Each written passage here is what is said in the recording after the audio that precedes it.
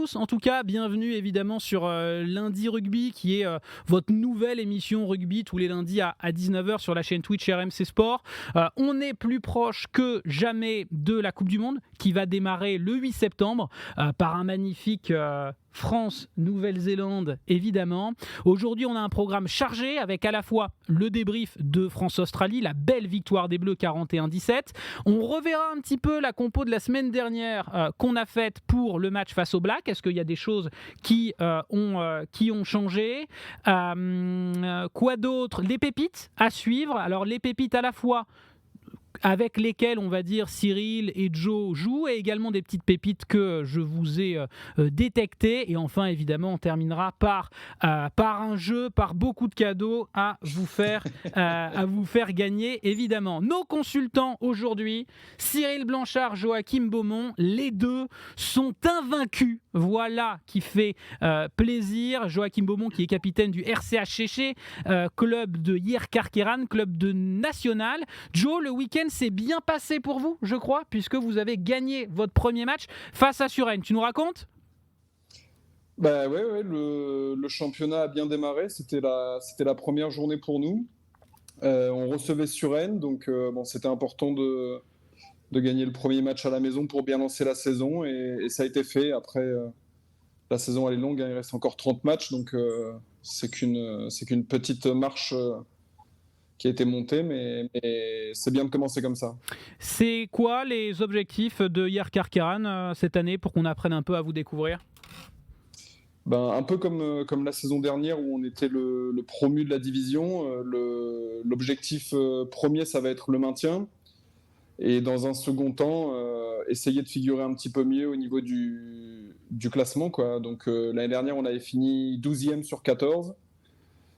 Ric-rac, on va dire. Si on peut... Voilà, c'est ça, tout juste. On s'était maintenu à 4-5 journées de la fin. Donc là, ce serait bien de pouvoir réussir à se maintenir une dizaine de journées avant la fin, quoi, et de ne pas avoir le couteau sous la gorge. Alors pour ceux qui ne connaissent peut-être pas encore très bien le rugby, il faut savoir que le top 14, la Pro D2 sont vrais. La top 14, c'est probablement le meilleur championnat du monde. Est-ce que en 3e division nationale, ton championnat, Joachim, est-ce que vous êtes pro ? Oui, ça tend de plus en plus à l'être, et ça l'est devenu maintenant. Il y a de plus en plus de joueurs qui ont eu des belles carrières qui viennent y jouer. Je pense l'année dernière, par exemple, hier, on avait David Smith. Ancien joueur de Toulon, vainqueur de la Coupe d'Europe, donc un joueur avec un très très gros palmarès. C'est ça, Lucky Monroe, qui a aussi joué en Super Rugby, qui a joué en Top 14. Donc, il y avait aussi Stéphane Armitage, qui jouait à Nice la saison dernière. Donc, en national. Un beau joueur. Donc ouais, c'est un Théo de France, c'est un niveau formé à Clermont. Effectivement. Donc c'est un niveau c'est l'antichambre de la Pro D2, et c'est un niveau qui tend de plus en plus à s'en rapprocher. Combien il y a de contrats pro à peu près dans un effectif en national, dans un club comme le vôtre ? Je dirais qu'il y en a 25, 30, aux alentours de 25, 30. Donc c'est vraiment évidemment du sport pro. Dans le chat, voilà, on salue évidemment Lucky Monroe, Théo de France, etc. Il y a des fans du RCHCC et des fans du Loup. On est également donc ce soir à nouveau en compagnie de Cyril Blanchard. Cyril, tu m'entends bien ? Ouais, ça y est, ouais, je t'entends bien. Voilà, magnifique. Bon, comment va le colonel Blanchard, talonneur du RC Vannes, encore vainqueur, toujours invaincu, colonel Blanchard. Ça, c'est Jean Gomis, ça. International sénégalais, qui sera peut-être un de nos invités, un de ces quatre.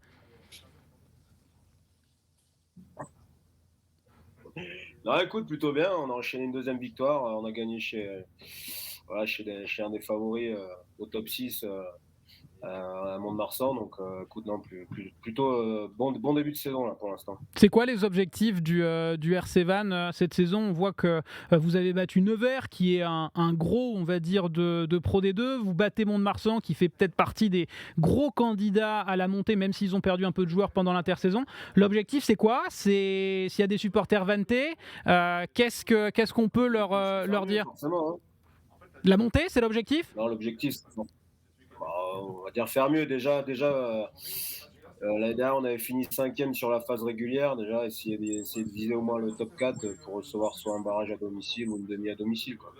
L'année dernière, on s'est compliqué la tâche. On a eu un passage à vide en janvier-février où on a enchaîné 4-5 défaites d'affilée.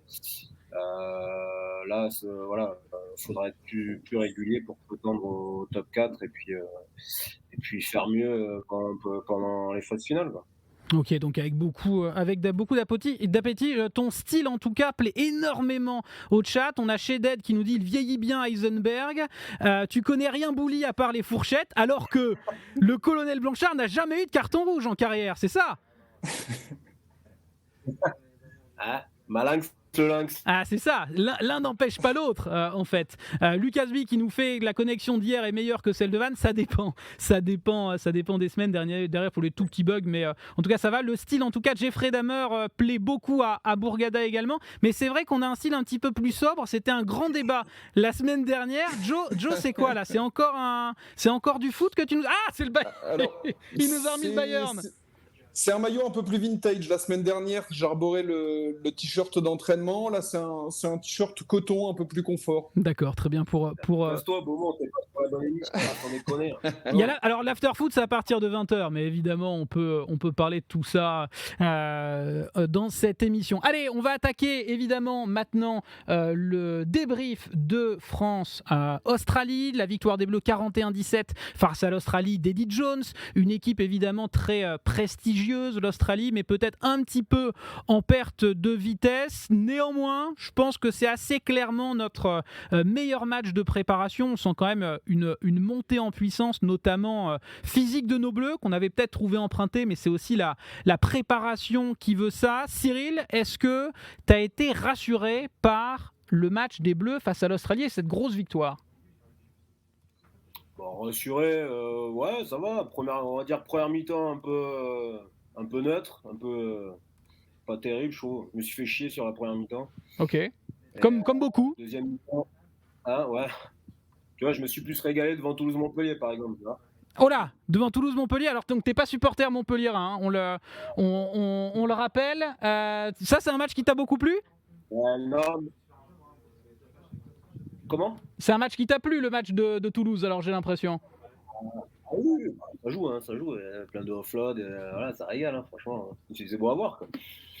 J'ai une petite question parce que là tu m'as lancé sur le top 14. Qu'est-ce que tu penses alors moi j'ai un petit problème, je t'avoue, avec cette équipe de Montpellier. Je ne comprends pas bien qu'on ait recruté un joueur comme Tolu Latou. J'aime pas pointer du doigt des mecs, mais quand je vois qu'il a eu 6 cartons jaunes, 2 cartons rouges il y a 2 ans avec le Stade Français et qu'un club lui fait encore confiance, c'est un joueur que t'aimes bien toi, Tolu Latou? Après, sur ses qualités physiques et en tant que talonneur, oui, j'aime bien. Mais après, faut qu'il branche le cerveau de temps en temps, quoi, tu vois. Il y a les fils qui se touchent trop souvent, c'est ça le problème. Ok. Voilà, tu vois, tu fais une fois, mais après, tu vas faire d'autres fois, quoi. C'est pas possible.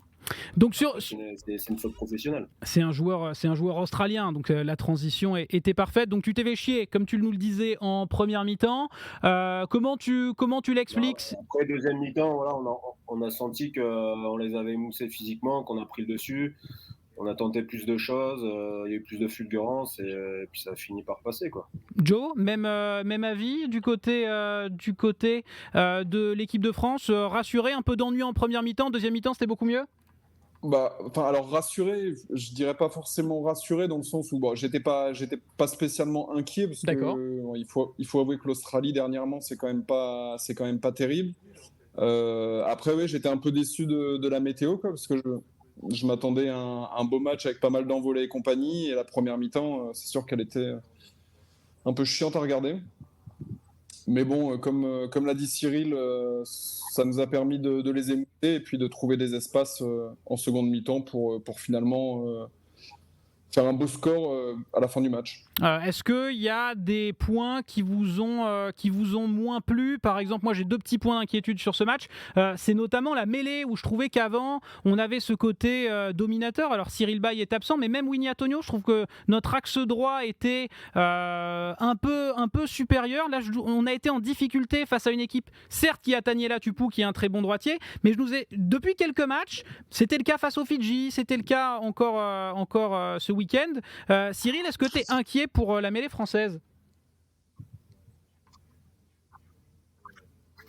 Un pied, non, voilà, on s'est pas non plus fait concasser, ouais, on s'est fait pénaliser 2 fois. Après, Notamment sur notre introduction. l'Australie, ils avaient un axe droit vraiment costaud, hein.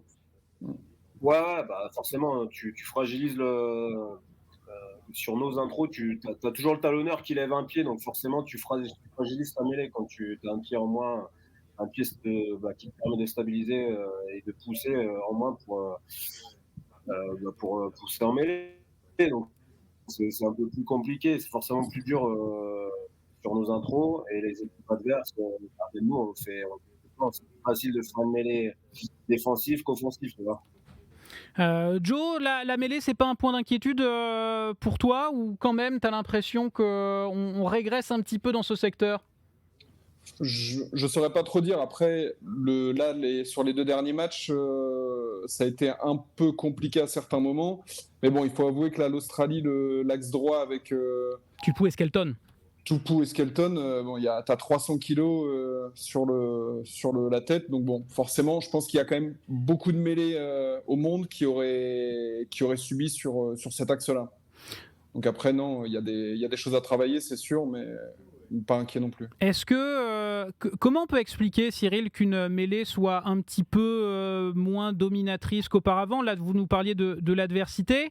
Est-ce que ça peut être des réglages qu'on peut modifier en 2 semaines? Est-ce que c'est un travail physique? Comment on prépare une bonne mêlée au niveau international? C'est quoi les clés? Après, une mêlée, voilà, c'est une éternelle remise en question. Voilà, la vérité d'une mêlée n'est pas la vérité de celle d'après, tu vois. Donc non, après, c'est beaucoup de travail de connexion. Voilà, par exemple, chaque pilier travaille différemment. Voilà, tu as des talons qui sont plus des talons de mêlée, d'autres pas du tout. Donc c'est beaucoup de travail collectif, surtout un gros travail collectif.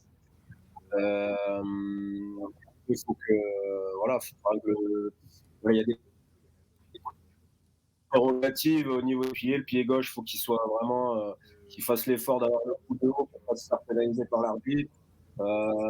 Souvent, les arbitres, maintenant, ils regardent que les gauchers, ils regardent que les droitiers. Ils laissent croiser les droitiers totalement. Donc, faut jouer aussi avec la règle et être coquin avec les arbitres. Comme on en parlait la semaine dernière, je crois qu'il y a plein d'arbitres qui a filmé dans sa carrière, donc faut être coquin avec eux aussi, quoi. L'image que tu renvoies est évidemment extrêmement importante. Un petit secteur d'inquiétude là qui est pour moi un petit peu plus fort encore, c'est sous ballon haut où je vous ai trouvé en difficulté. Les 2 essais australiens viennent de ces situations de jeu. On a un coup de pied, je crois, c'est Thomas Ramos qui perd au duel face à Nawaka Taniwase, et derrière il y a essayé de Fraser McReight. J'ai accéléré sur la fin de la prononciation. Et pareil, on a Melvin Jaminet qui se fait bouger comme un gamin, j'ai envie de dire, par Vunivalu.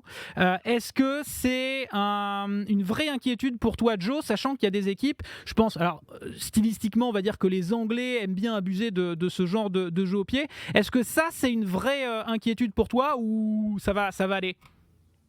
Non, je pense que ça va aller. Là, l'Australie, c'était particulier. Ils ont quand même 2 poneys aux ailes, donc je vais pas reciter leur nom, mais quand je dis poneys, c'est des mecs qui font plus d'1m90, qui ont des aptitudes un peu de mecs de Seven ou de trésistes. Donc, c'est des mecs qui sont habitués à aller chercher les ballons en hauteur. Et bon, c'est sûr que au niveau de la taille, Ramos, Jaminet, c'est un peu plus court. C'est un peu moins de détente en plus, donc forcément ils avaient un petit avantage sur ça, mais toutes les équipes du mondial n'auront pas des ailiers qui ont une qualité comme ça en l'air. Tu penses que c'est un problème, pas un problème, mais je veux dire que c'est physique, c'est une question de taille, ou bien il y a aussi un aspect technique, un aspect de confiance, que je pense par exemple un joueur comme Brice Dulin, qui est peut-être encore plus petit que ces mecs-là, il est généralement souverain dans les airs. Liam Williams, qui n'est pas un énorme gabarit, était aussi également très fort. Comment on peut travailler ce genre de secteur? Est-ce que c'est une question de confiance, c'est une question technique pour toi? C'est quoi le souci quand on n'est pas bon sous les ballons hauts? Mais alors, il y a de la confiance, ça c'est sûr, parce que Dulin, on le voit, hein, quand il y a des ballons hauts, il se pose pas la question de s'il y a des mecs qui arrivent ou pas, juste il il saute et il y va. Il a un bon timing. C'est une question aussi. Il y a beaucoup de timing et c'est une manière aussi d'apprendre à attraper les ballons en l'air. C'est vrai que nous, en France, on a plutôt l'habitude de faire l'épuisette entre guillemets. D'accord. On nous a appris ça depuis qu'on était petits. Ça veut dire quoi l'épuisette ? Ça veut dire écarter les bras un petit peu et que le ballon arrive entre le corps et les bras ? Voilà, c'est ça, et contre le torse. Donc nous, on a plutôt été habitués depuis petit à attraper les ballons comme ça. Et c'est vrai que dans l'hémisphère sud, ils travaillent plutôt le fait d'attraper le ballon le plus haut possible en ayant les deux mains en l'air. Donc forcément, ils sont en capacité d'attraper le ballon plus tôt que nous. Est-ce que, Cyril, tu penses que ça peut être un secteur sur lequel les adversaires vont beaucoup axer, c'est-à-dire nous arroser, quel que soit notre 15 ? Ramos, qui est peut-être un peu meilleur que Jaminet dans ce domaine, mais qui est pas aussi, peut-être pas dans les standards internationaux dans ce secteur de jeu. Je parle d'un joueur toulousain, de 2 joueurs toulousains, donc je fais très attention avec toi, évidemment. On t'a pas parlé de Biel Barré, ça va. Ça peut être une stratégie aussi, forcément, parce que défensivement, on est plutôt en place. Donc, forcément, les équipes adverses, il va falloir qu'elles trouvent d'autres solutions pour nous mettre sous pression et puis nous contourner, quoi. Dans les secteurs, donc on a parlé de la mêlée, on a parlé évidemment des ballons hauts, on va surtout parler des joueurs qui ont fait des bons matchs également. Individuellement, Cyril, pour toi, il y a un ou des joueurs qui ont marqué beaucoup de points, qui sortent du lot sur ce match ? Danty, hein, machine de guerre. Danty. Ouais. C'est le meilleur centre du monde pour toi ? Bon, du monde, je sais pas, mais dans son registre, ouais, c'est un des meilleurs. Cette capacité à casser la ligne, là, à chaque fois, tu avais 3 Australiens pour l'arrêter. Et tu vois, dans l'avancée, ça te crée des rucks rapides.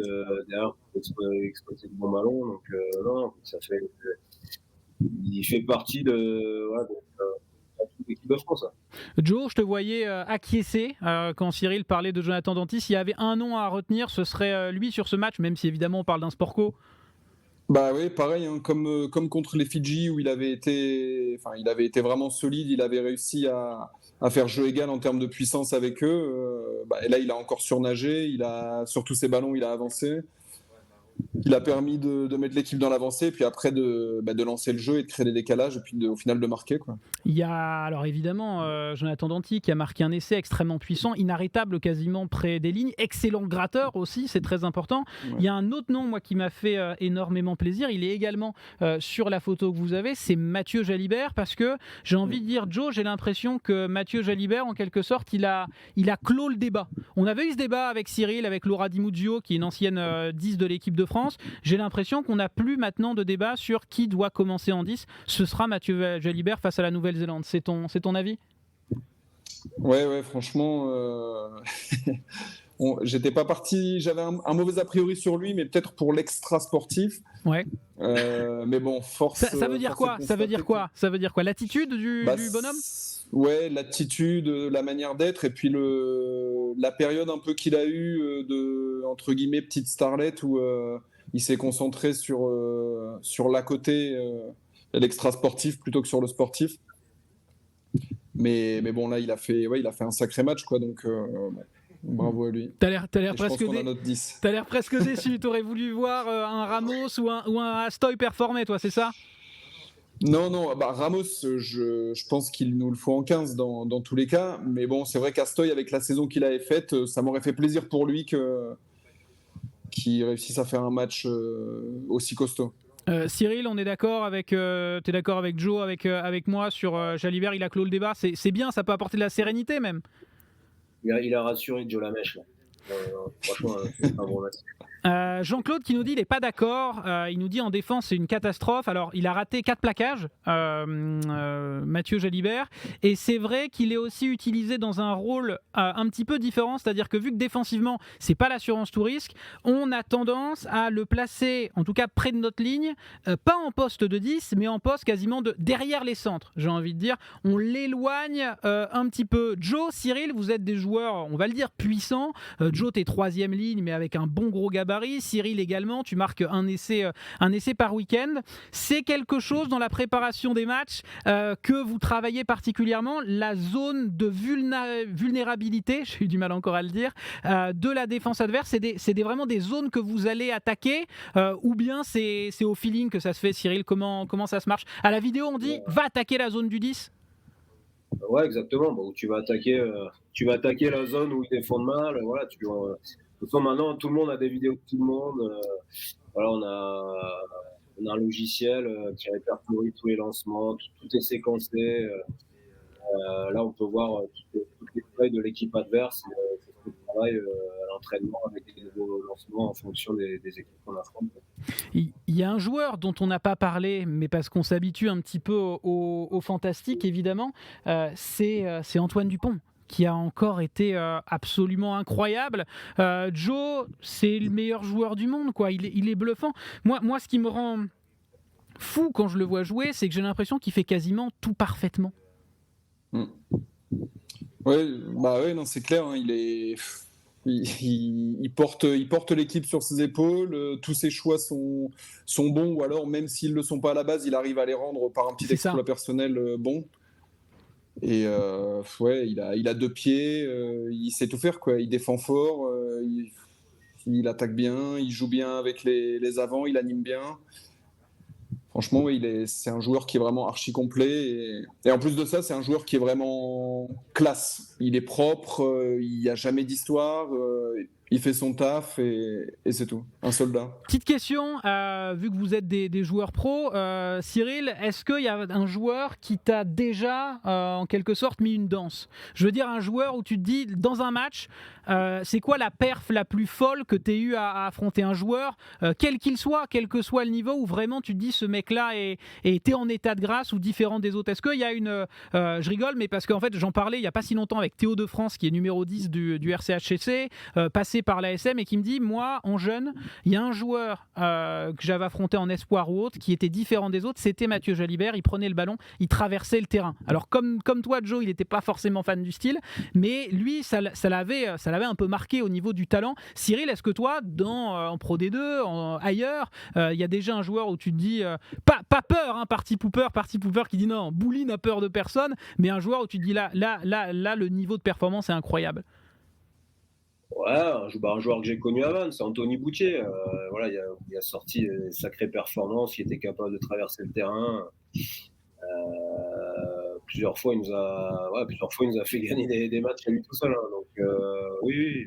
Anthony Boutier, numéro 15 de l'équipe de France, un peu par le passé, on va dire, et du MHR, c'est celui qui est le plus exceptionnel qui t'a retenu. Joe, est-ce qu'il y a un joueur où tu t'es dit à un moment, que ce soit en espoir à Montpellier, on rappelle que tu as été champion de France avec le MHR en espoir, ou plus tard, où vraiment ce joueur était en état de grâce? Donc c'était en espoir avec Montpellier. Je suis de la même génération que Kevin Gourdon, et on l'avait joué du coup plusieurs fois dans la saison et en phase finale. Et c'est vrai qu'il faisait ce qu'il voulait. On sentait qu'il avait vraiment un niveau bien au-dessus et qu'il était très facile sur tout ce qu'il faisait et tout ce qu'il entreprenait, quoi. Alors il y a une question de Polo, j'avais dit une bêtise, j'avais dit que Thomas Ramos était à Colomiers il y a 3-4 ans, en fait c'est plutôt 5-6 ans, autant pour moi, les années passent vite. Cyril, est-ce que tu l'as déjà joué Thomas Ramos par exemple en Pro D2 ou pas? C'est vrai, c'est possible. Hein. Ça te fait pas peur? Je l'ai détruit, mais bon, aucun problème. Ça t'a pas marqué. Il jouait à Colomiers, il jouait pas à Toulouse, tu t'en fous à l'époque? Ouais, franchement, les mecs en face, je m'en fous. Ok, parfait. Non, la réponse me plaît. Bon, on retourne un petit peu évidemment sur France-Australie. Dans les belles perfs, est-ce qu'il y a d'autres joueurs qui sont sortis du lot? Moi, j'ai par exemple beaucoup aimé la sortie de banc de Cameron Woki, que je trouve qu'il nous a fait beaucoup de bien en touche. Il a pris des ballons, il a un beau volume. Qu'est-ce que t'en as pensé, Cyril, notamment toi qui es un peu un expert de la touche? Est-ce qu'il y a d'autres joueurs que tu sortirais du lot par rapport à leurs prestations individuelles? Ouais, François Cross, hein, il a brassé de la viande, le garçon. Il est incroyable. Je vais vers Joe, parce que c'est un troisième ligne. François Cross, c'est un indispensable, Joe, non? Ouais, on en parlait la semaine dernière. Moi, j'avais une petite préférence pour Boudéan, qui est, je trouve quand même, plus complet, mais sûrement moins fort que Kroos sur la défense. Et ouais, clairement, il a montré qu'on avait vraiment besoin de lui, quoi. Dans les joueurs qui ont été un petit peu en deçà, moi je noterai 2 joueurs qui ont peut-être, alors vous allez me dire ce que vous en pensez, pas perdu leur place, mais qui ont peut-être un petit peu reculé dans la hiérarchie. Je trouve que Jean-Baptiste Gros n'est pas extrêmement rassurant à gauche. On sait que c'est peut-être le 2 ou le 3e choix. Et j'ai également Jaminet, que j'ai trouvé pas terrible. Cyril, qu'est-ce que tu en as pensé du match, on va dire des matchs de préparation de Gros, le gaucher de Toulon? Ouais, gros, comme on disait la semaine dernière, pour moi, la hiérarchie à gauche, elle est faite. Pour moi, elle est clairement numéro 3, Tabaye numéro 1 et Vardy numéro 2. Donc voilà, pour moi, ça change pas grand-chose. Oui, il a été en difficulté sur ces 2 derniers matchs en mêlée. Mais voilà, non, de toute façon, on sait que Vardy a été mis au repos pour être prêt pour la Nouvelle-Zélande et puis qu'il n'y a pas de risque de blessure par rapport à ça aussi. Donc ouais, non, petite déception sur la mêlée, surtout pour lui, quoi, ça fait plaisir, mais bon, c'est comme ça, il se faut les voir, le garçon. Joe, t'es d'accord pour Vas-y, Cyril. Ouais, après, non, déception, Gabin Villiers. D'accord. Je vais manger sur la tête toute l'après-midi par Abouni Dalouche. Ça peut changer la hiérarchie ou il est tellement important dans d'autres secteurs qu'on ne peut pas se passer de Gabin? Petit totem d'immunité, je sais pas s'il l'a. Alors moi je te trouve dur avec Gabin Villiers. Il y a eu du bon et du moins bon, je suis complètement d'accord. Joe, je crois que tu étais d'accord avec Cyril. J'ai vu ton sourire moqueur. Non, pas moqueur, mais c'est vrai que sur les premières actions du match, il se fait quand même bien amuser par son vis-à-vis.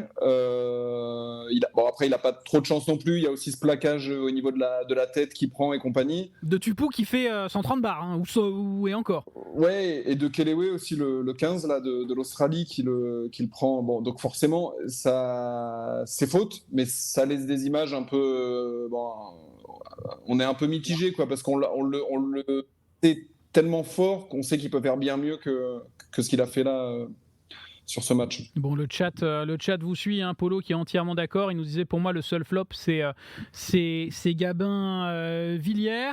Est-ce que ça nous fait changer? Écoutez, je vais vous montrer quelque chose. La semaine dernière, on avait fait une compo pour le match face à la Nouvelle-Zélande. Je vais vous montrer ça tout de suite. Est-ce que ça change quelque chose? On avait fait ça comme compo. On avait mis Reda Wardy, Julien Marchand, Winnie Antonio. Vous confirmez, j'ai envie de dire, cette première ligne après la performance moyenne de Jean-Baptiste Gros, c'est ça?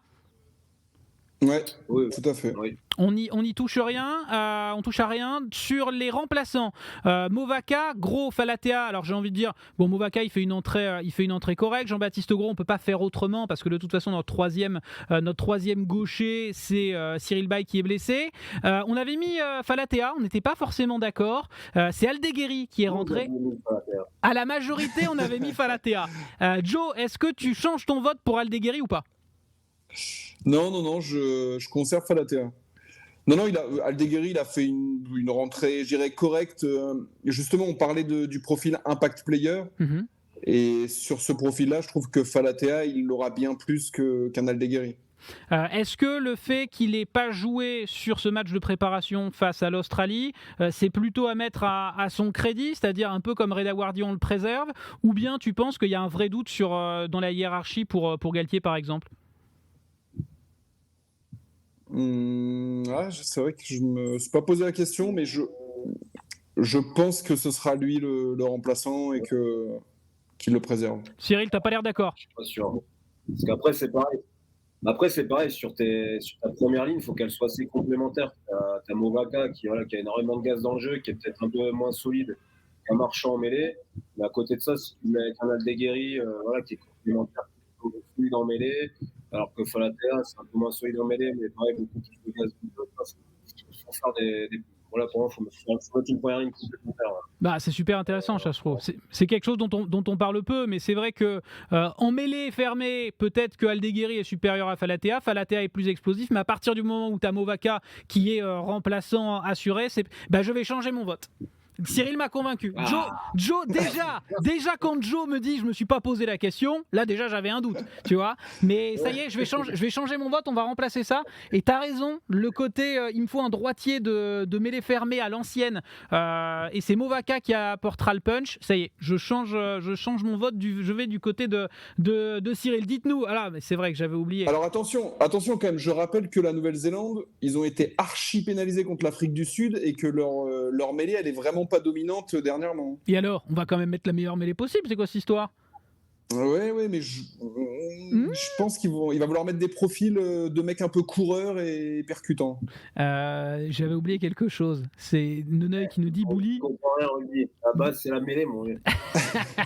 Nonoy qui nous dit Bouli, surtout il veut mettre l'équipe de Toulouse. Donc c'est pas faux. En fait, quel que soit le nom, en fait, à la fin, c'est les Toulousains qui commencent. L'équipe de Toulouse plus Biel Barret.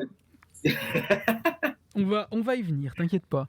Donc on remplace, ça y est, la majorité. Putain, je change d'avis, moi c'est terrible. Je remplace Falatea par Aldeguerri. Deuxième ligne, on avait mis Thibaut Flamand, Romain Taofifénois.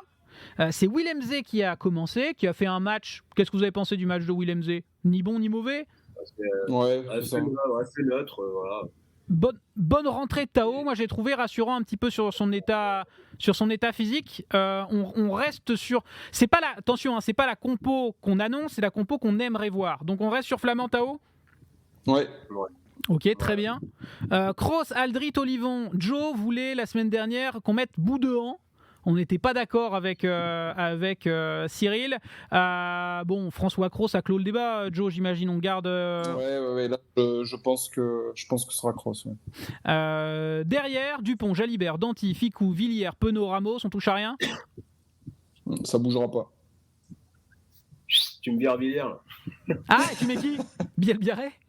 Ouais, Biel Barret. Bien sûr. Non, moi je le garde sur le banc. Je te suis pas. Je te suis pas là-dessus. Un joueur qui a peut-être marqué des points la semaine dernière qu'on n'avait pas mis sur le banc, peut-être à la place, je sais pas, d'un Boudéan, pourquoi pas, à voir. Moi, c'est Cameron Woki que j'ai beaucoup aimé son entrée. Il peut jouer deuxième ou troisième ligne. Est-ce que il gagnerait peut-être sa place sur le banc, ou bien il nous faut un profil de gros deuxième ligne, j'ai envie de dire, de 5, de pousseurs en mêlée comme Willem Zé absolument sur le banc. Ah ben non, je le mettais à la place de Boudéan de toute façon. Donc est-ce qu'on a de la place pour Woki sur le banc, les gars ? Non, vous n'êtes pas convaincus. Ouais, ça se discute. Ouais, potentiellement on virerait qui ? Boudéan ? Macalou, il va bénéficier du fait qu'il puisse dépanner derrière. À l'aile, ouais. Et Clairement. donc, je pense qu'il prendrait l'avantage sur Boudéan par rapport à ça, parce que après, s'il a pas cette possibilité, Boudéan est largement devant. Alors dans le chat, on nous dit Zosmonga qui est plutôt pour Woki, Rome le Lion qui nous dit Woki sur le banc, Nenoy qui nous dit je vire Boudéan et je mets Cameron Woki. Cyril, qu'est-ce qu'on fait ? Après Woki, il apporte une assurance supplémentaire sur la touche aussi. Donc, c'est un talonneur qui vous parle. Allez, moi je mets Woki. À la place de Boudéan ? Ouais. Joe, ça te va ? On vire Boudéan ? Le pauvre, mais c'était notre pépite il y a 2 semaines. Non, je dirais pas que ça me va, mais je pense que du fait de tout ça, ça risque de se passer comme ça. Écoutez, donc on a 2 changements dans nos 23 pour le match face aux Blacks. On sort Falatea et on met Aldeguerri pour une question de complémentarité, on va dire, dans la mêlée. Et on rajoute Cameron Woki, le Racing Man, à la place de Boudéan. Petite question, les gars. Quand on voit cette compo, quand on voit les matchs des Bleus, question assez simple.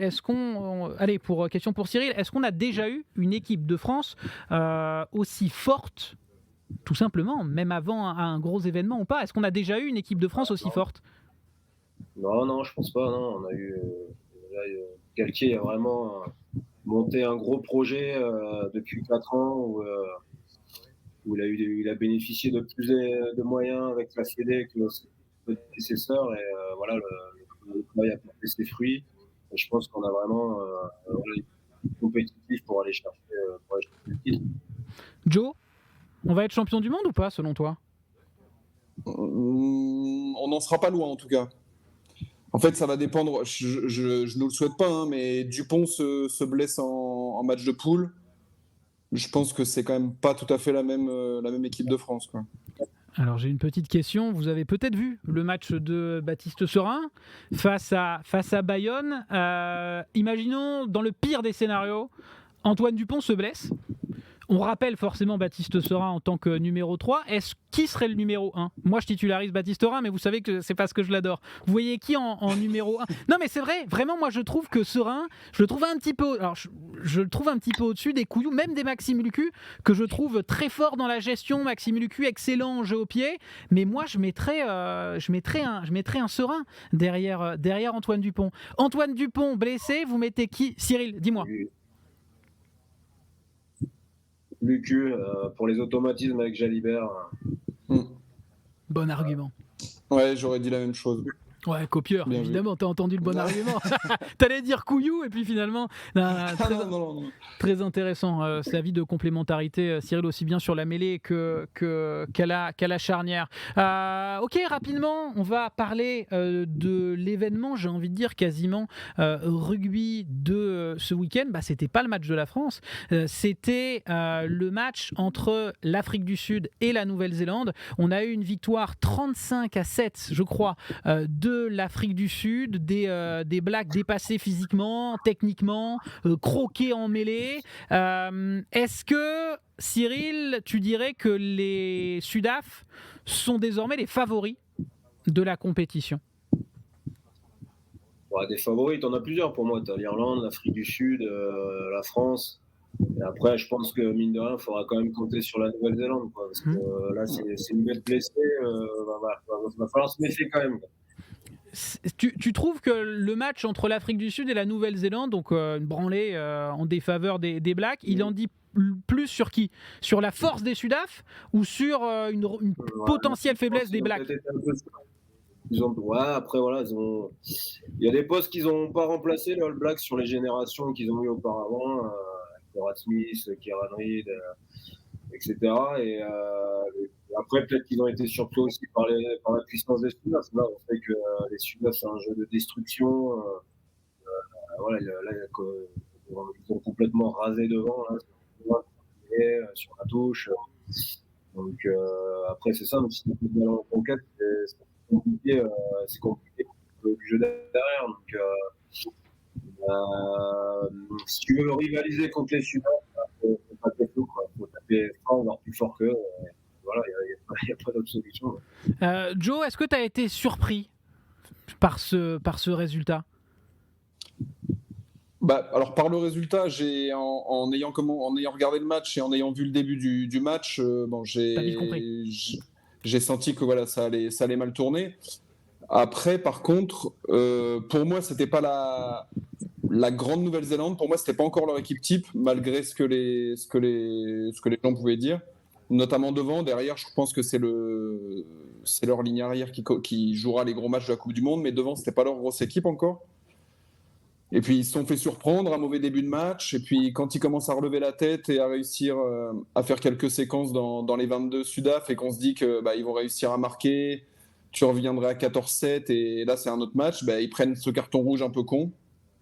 Et là, déjà qu'ils étaient dominés sur les phases statiques comme la touche et la mêlée, donc avec un deuxième ligne en moins, forcément compliqué. Il y a eu un carton rouge pour Scott Barrett. Arrête de jouer avec ta caméra, Cyril, ça y est, elle va pas s'envoler. Est-ce que... Il cherche un meilleur angle visage. Cyril, je suis désolé. Des fois, je bouge de quelques millimètres, la connexion elle revient bien. Là, parce que je n'entendais plus. Mais un filtre. Mais un filtre peut-être. Je voulais profiter de la mauvaise connexion pour dire que t'en trouverais pas un meilleur angle. Est-ce que vous pensez quand Joe, est-ce que tu parfait, ça frise, on peut dire ça, toutes les saloperies qu'on veut. Joe, est-ce qu'en 2 semaines tu penses, donc évidemment il y a le match d'ouverture face à la France le 8 septembre, est-ce qu'en 2 semaines les Blacks ils peuvent régler les problèmes qu'ils ont montrés, ou bien après ce résultat on part nettement favori? Parce que par exemple j'ai regardé un petit peu les cotes de Paris Sportif, on était outsider face à la Nouvelle-Zélande après la blessure de Romain Ntamack. On est passé favori après la défaite de la Nouvelle-Zélande face à l'Afrique du Sud. Donc en gros, ça réagit extrêmement vite. Est-ce que tu penses que les Blacks peuvent résoudre toutes les carences qu'ils ont montrées face à l'Afrique du Sud? Oui, franchement, je pense que ce sera une toute autre équipe des Blacks qui jouera en ouverture contre la France.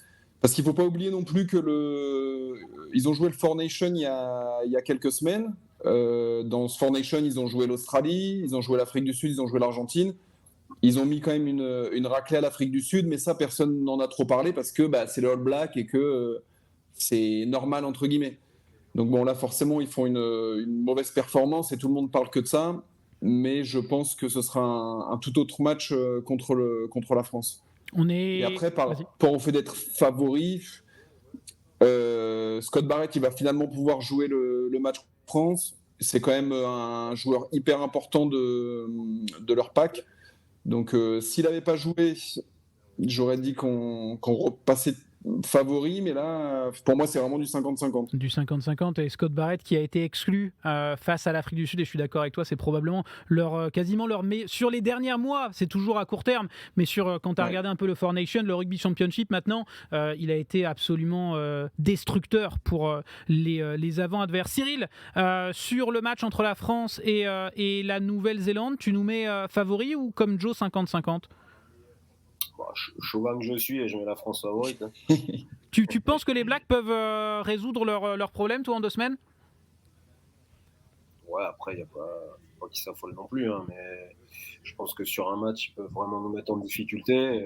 À nous d'être sérieux, et que après, l'avantage qu'on a, c'est qu'on on aura un peu de pression. On aura de la pression forcément, mais l'avantage qu'on a, c'est qu'on joue à domicile, et que je pense que voilà, les Bleus ont cette capacité à gérer la pression, qui a été mise en place depuis 4 ans pour être prêt pour cet événement. Et voilà, je les mets favoris aussi.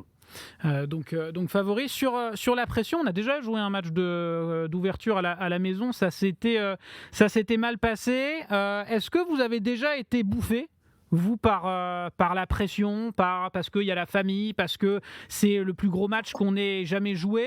Cyril, tu as déjà été bouffé par la pression dans un match?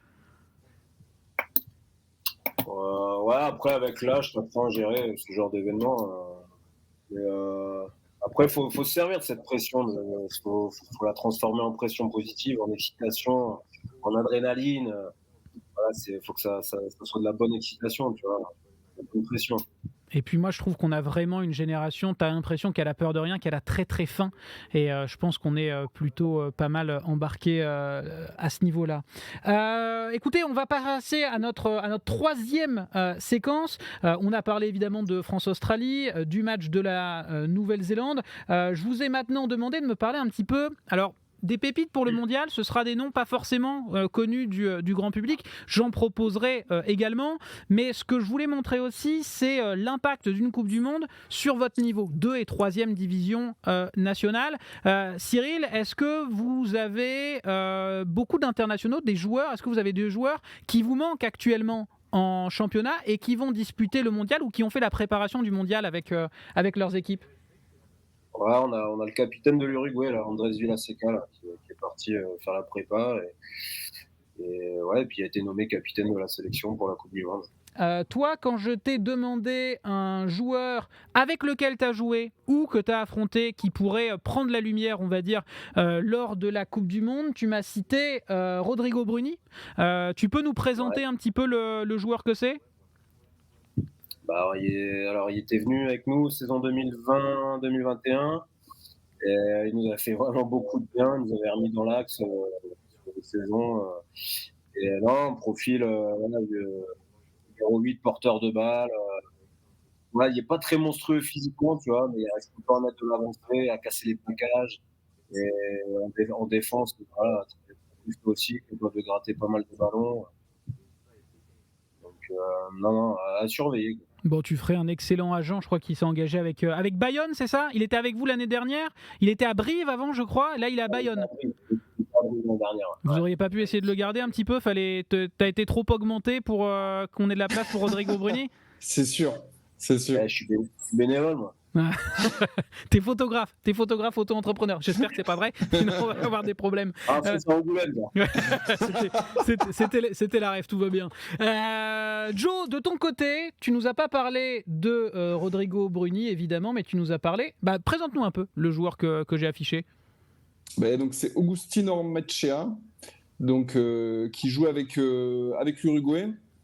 Ça va être la pépite des casse-couilles, je dirais.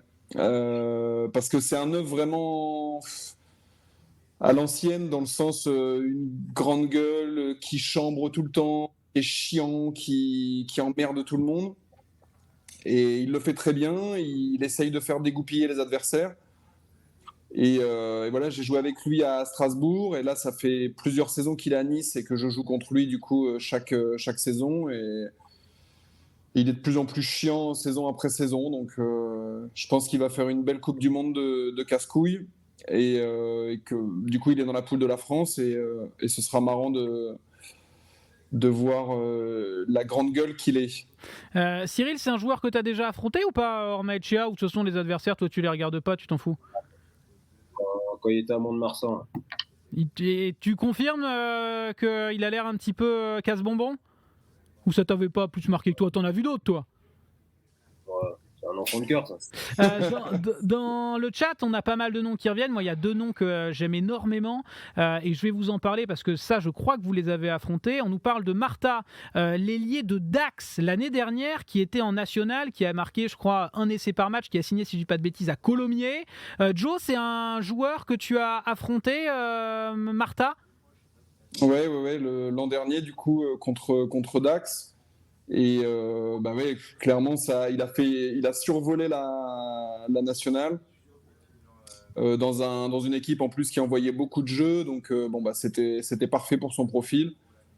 Et ouais, je sais pas s'il sera titulaire ou non dans son équipe, mais en tout cas il va avoir l'occasion de se montrer et de montrer que les joueurs de national peuvent rivaliser avec certains joueurs à haut niveau. Et je pense qu'il sera titulaire, et je pense que sur l'autre aile, il y a pour moi la révélation de Pro D2 de l'année dernière, Cyril, révélation parce que je le connaissais vraiment pas pour le coup avant la saison dernière, c'est Raffaele Costa Storti, l'ailier de Béziers qui a pareil enquillé les essais, qui s'est blessé je crois à la mi-saison. Je pensais qu'il était forfait pour la Coupe du Monde, et là j'ai vu qu'il jouait, et dans le chat il y a Olalo et Neneuil qui nous en parlent. T'as le souvenir de cet adversaire, Cyril, ou pareil tu me parles pas d'adversaire, moi je me concentre sur moi?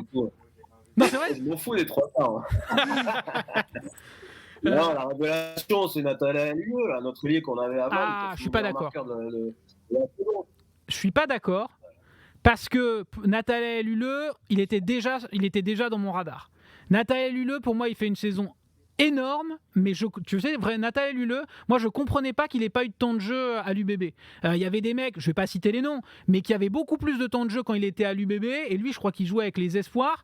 Qu'est-ce qui s'était passé? Il s'était embrouillé avec Urios ou quoi? Est-ce que c'était Urios déjà à l'époque? Non, c'était pas Urios à l'époque à l'UBB. C'était... C'était quoi l'histoire? Tu peux nous dire ou quoi? Pourquoi il jouait pas à l'UBB alors que tout le monde voyait que c'était un joueur extra? Dis-nous, Cyril. Je sais rien. Il a pas l'autorisation de parler. Il peut pas. Il y a le service com de Van qui est en train de faire. Cyril, tais-toi. Tais-toi, s'il te plaît. D'ailleurs, Urios, tu l'as eu en coach aussi, Cyril, non? Ouais, je l'ai eu à Oyonnax pendant 2 ans. C'était quoi comment c'était la relation? Il est pareil en vrai que dans les médias, c'est-à-dire une énorme grande gueule? Ouais, mais voilà, il y a un mec qui a beaucoup de caractère. Mais après, moi, ce que j'aimais avec lui, c'est qu'il est franc, tu vois. S'il a envie de te dire, va chier, il va te le dire, tu vois. Donc, mais non, moi, je m'entendais super bien avec lui. J'ai eu aucun problème. Et c'est sa franchise que j'apprécie aussi énormément. Comment dire, c'est qui le coach qui a le plus marqué, tiens, d'ailleurs, dans ta carrière, toi, Cyril, dans ton ascension, j'ai envie de dire? Parce que quand même, je rappelle un peu ton parcours. Attends, je rappelle un petit peu. Je rappelle un peu ton Il est parcours. impatient de répondre. Mais c'est pas possible, il veut présenter, c'est incroyable. Donc Cyril, tu as été formé dans le nord de la France, tu as joué donc à Valenciennes, à Arras, tu es passé par le CAS, je crois, enfin le club de Saint-Etienne qui n'existe plus, tu es passé par Oyo, tu es passé par Vannes, et on peut quand même dire que... Ce mercenaire.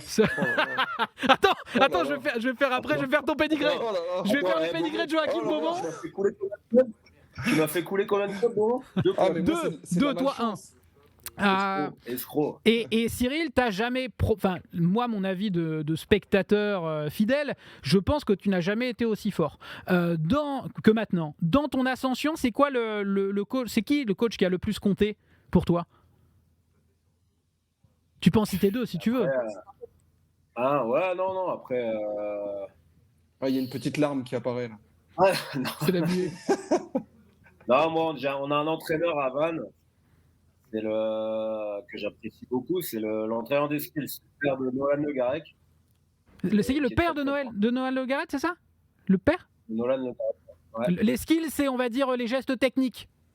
Les gestes techniques, il est aussi bien compétent sur le jeu au pied que sur le jeu de passe, que pour les lancer en touche, que sur le travail de ruck. Il est fort sur tout, donc moi j'adore travailler avec lui. Et c'est ce travail-là, c'est ce travail aussi de répétition de tous les jours qui fait que ça paye au bout d'un moment, quoi. Joe, dans ta carrière, alors on va parler des clubs que tu as mis sur la paille, évidemment, avec ton salaire, ce qui te permet d'être bénévole d'ailleurs sur RMC Sport, merci.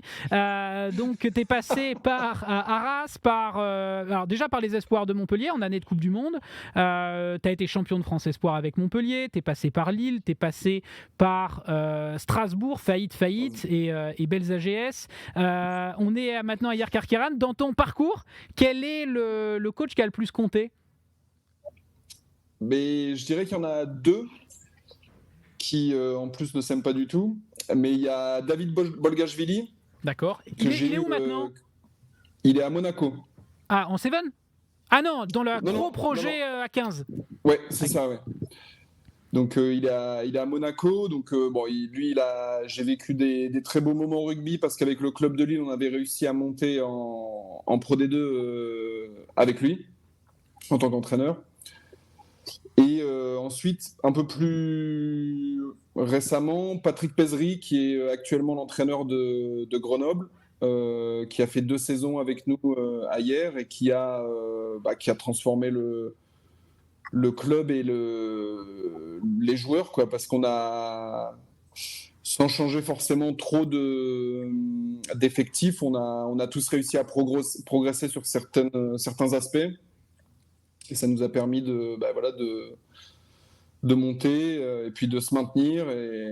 Et là, on repart sur un nouveau projet. On a Anto dans le chat qui nous dit que c'est quasiment une annonce de transfert. Ça veut dire que Joe terminera sa carrière du côté de Monaco. En tout cas, à mon avis, on lui souhaite parce que je crois que il y a du budget. Peut-être avec Cyril Blanchard ou pourquoi pas un retour dans les viennes années dans le Nord. Il aime l'oseille.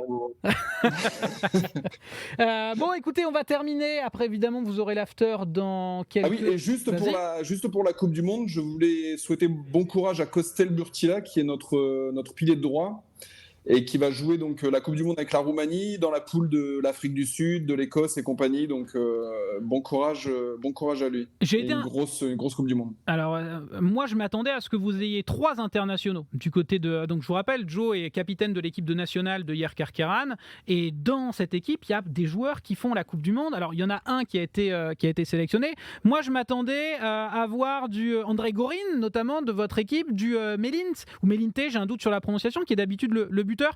Qu'est-ce qui s'est passé pour ces joueurs? Pourquoi ils ne feront pas la Coupe du Monde, Joe? Alors, Melinte, il s'est blessé à l'épaule. Il va sûrement devoir se faire opérer. Et pour Dédé, donc André Gorin, qu'on appelle Dédé ici, c'est un peu différent. Il y a eu lui seul saurait dire exactement pourquoi. On l'invitera voilà. Et s'il veut en parler, il nous dira. Mais voilà, vous voyez qu'il y a vraiment on a en France une densité au niveau des championnats absolument dingue. On va terminer comme toutes les semaines avant de se retrouver évidemment lundi prochain à 19h. Et le son a été bon pendant quasiment l'intégralité. On voit, à Vannes, c'est pas la meilleure connexion, ça sent la tempête, mais c'est... Et oui, mais parce qu'il a Fortnite sur le téléphone. Si j'ai tout le monde à la maison qui est connecté, ça me bouffe la wifi. Et voilà. Ce qui m'a fait rire, c'est qu'il a dit ça va, l'image a freeze. On va terminer par la salle de jeu. Écoutez, on va vous faire gagner 100 € de box sport aujourd'hui. On change de jeu à chaque fois. On a fait une petite étoile mystère il y a 2 semaines. On a fait, c'était quoi le jeu la semaine dernière? Je m'en souviens même plus. C'était des joueurs floutés. Là, je vais vous donner la bio d'un joueur. Et le premier qui devine de quel joueur je parle remporte 100 € de box sport. D'accord ? Vous pourrez me poser des questions, mais avant, je vais vous dire sa bio. Joe et Cyril, vous pouvez répondre. Et dans le chat, c'est pas grave. Après, le premier qui entendra votre réponse nous le dira. Ok, dans le donc chat. nous, on la gagne pas les 100 € de boxe. Je vais voir avec la compta d'RMC Sport, mais je t'avoue que on a d'autres priorités. En fait, normalement, vous êtes payé, mais je me suis arrangé pour m'en mettre un petit peu de côté. On verra ça après. On est copains, c'est déjà bien. Allez, c'est parti pour le jeu. Donc, vous devez deviner dans le chat l'identité du joueur mystère. C'est un joueur de rugby qui est né en Nouvelle-Zélande. Et qui, comme tous les joueurs néo-zélandais, débute sa carrière en NPC, c'est-à-dire le championnat national néo-zélandais en dessous du Super Rugby. Il joue en Super Rugby, tout d'abord avec les Blues d'Auckland, où il joue en tant que centre, et il remporte pour sa première saison le Super Rugby. L'année suivante, il part en... Dans le chat, quelqu'un met Cyril Blanchard. Non, c'est pas vraiment ça. Donc il joue centre en Super Rugby pour les Blues, pour les Crusaders, où il remporte à nouveau la compétition. Malgré son talent, il n'est pas sélectionné par les All Blacks, mais il joue quelques matchs avec l'équipe des Maoris. Vous avez une idée, Cyril, Joe? Pas d'idée pour l'instant? David Smith? Non, on n'est pas là-dessus. Il arrive ensuite en France, où il ne jouera que pour un seul club, un club dans lequel il perd 5 finales, 3 en top 14 et 2 Challenge Cup. Je ne cite pas le nom du club, mais ça peut peut-être vous donner une piste. Comment il s'appelle? Tony Marsh? Il laisse une excellente image, absolument. Tony Marsh. Bravo! Mais je l'adorais, Tony Marsh. C'était mon joueur préféré, moi, quand j'étais jeune centre et que Joachim Beaumont et Cyril Blanchard et moi jouions ensemble. C'était Tony Marsh que je préférais. Et c'est très con. Moi, j'aimais aussi beaucoup Chabal, mais avant qu'il soit connu. J'aimais bien sa tête cassée, sans barbe, à Bourgoin. Alors, je sais pas pourquoi j'aimais bien les deuxièmes lignes, mais c'était mes 2 joueurs préférés. Parce qu'ils sont grands et costauds. Pas sûr. Cyril, c'est ton joueur préféré, toi, quand t'étais gamin, avant qu'on parte sur l'after avec mon ami Kabir qui est juste là? Quand j'étais gamin... T'avais un modèle ou pas? Dimitri Sarzeski. Peut-être. Non, la chevelure. Vous avez le même look. La chevelure, ouais. Voilà. Peut-être pas... Alors, je déteste les talons avec des longs cheveux. C'est pas des vrais talons, c'est même pas des avants. Limite des 3/4.